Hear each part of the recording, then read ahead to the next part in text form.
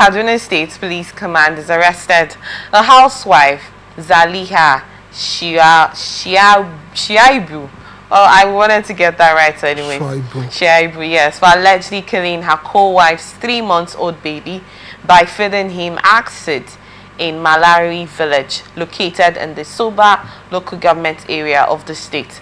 The disturbing incident occurred on May 13, 2025, inside the family compound shared by the suspect, her husband, and the baby's mother, Maryam Ibrahim.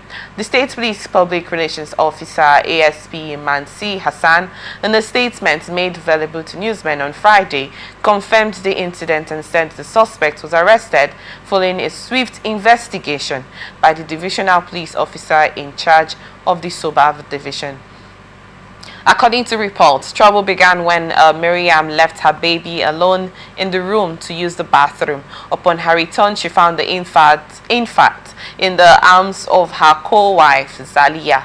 Zaliha handed the child back to Miriam, who immediately noticed the baby was in distress, with foam coming out of his mouth and a visible injury on his neck. The child was rushed to a nearby hospital in the village but was pronounced dead on arrival. This seemed like more like an African entertainment. But I just want to get your thoughts on this, please. I know you're a father, so this kind of situation, make it make sense to me, please. It seems like a movie story, like you said, but unfortunately it is not. It's a reality staring us in the face and points out one of the many challenges of living in a polygamous family.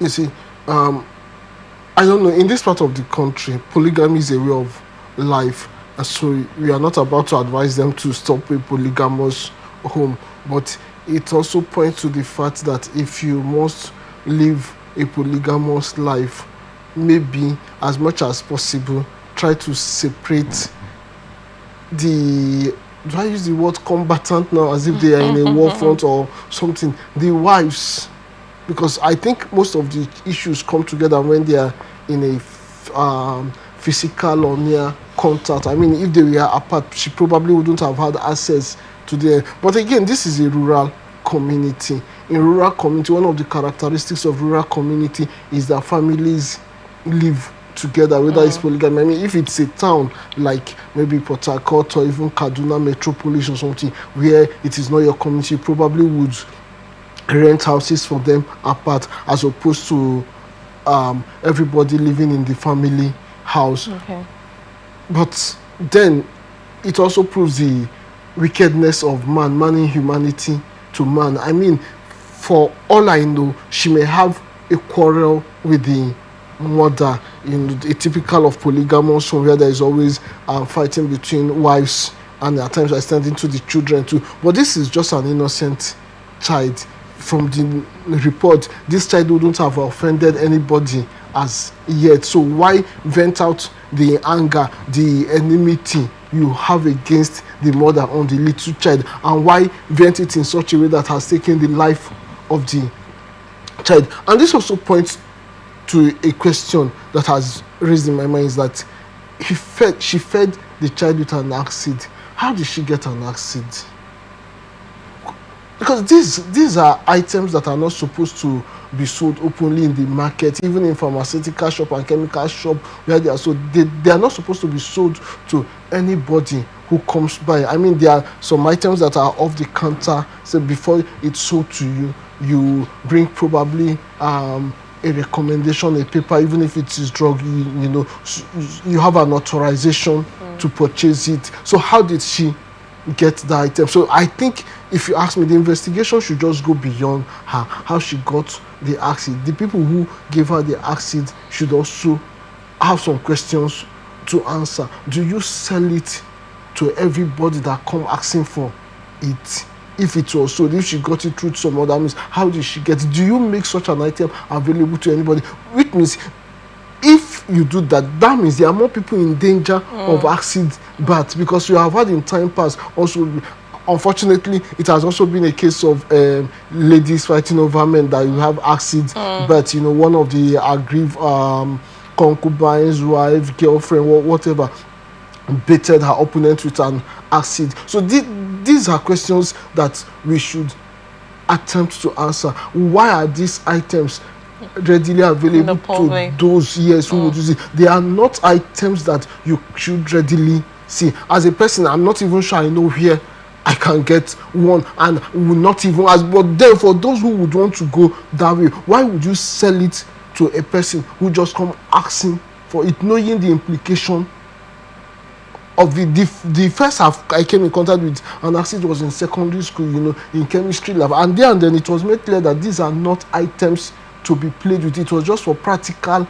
purpose and stored away. So how did this person get it? These are questions that beg to be answered. And then to the people who live a polygamous life, everybody should be as careful as possible. You don't take anything for granted. Not trying to blame the woman, since the child was in her house. It's not like she left the child.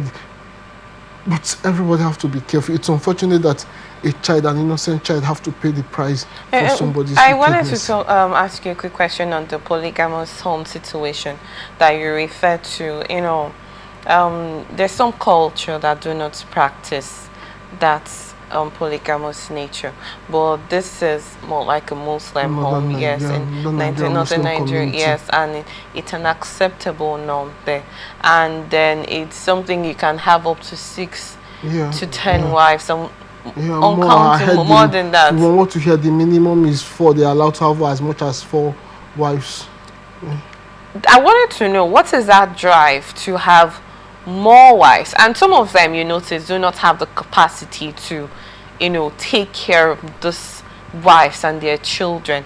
What is that so much drive? Is it that this is something that has to be cut down? Because I really don't know, you know, how to put that. You know, looking at a situation where you want to have more than 2 wives, what is that drive that pushes most men to want to engage in especially in a tradition where it's an acceptable norm? At times, the only drive is indiscipline.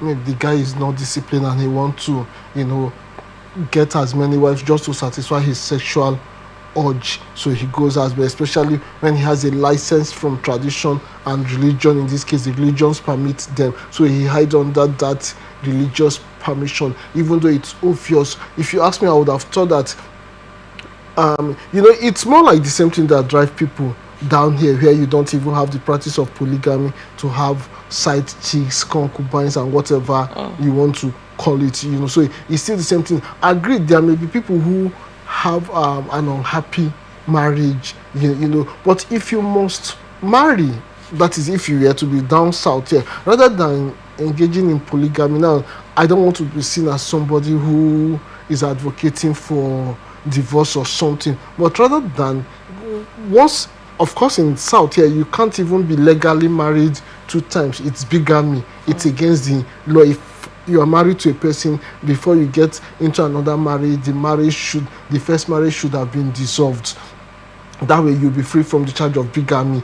But down there, that is not applicable. And in some cultures, like you hear some people say, oh, let us go back to our culture. For some of the guys who say, let us go back to our culture, they're only looking at it from the monolithic point of view. The only culture they want to go back to is, allow me marry many more wives. It's not like they are ready to go back to their culture, that they want to become the Ikemefun of things fall apart, where the head goddess will ask that they are sacrificed or something. No, they just want to marry. So for some, it is nothing but indiscipline. And for some,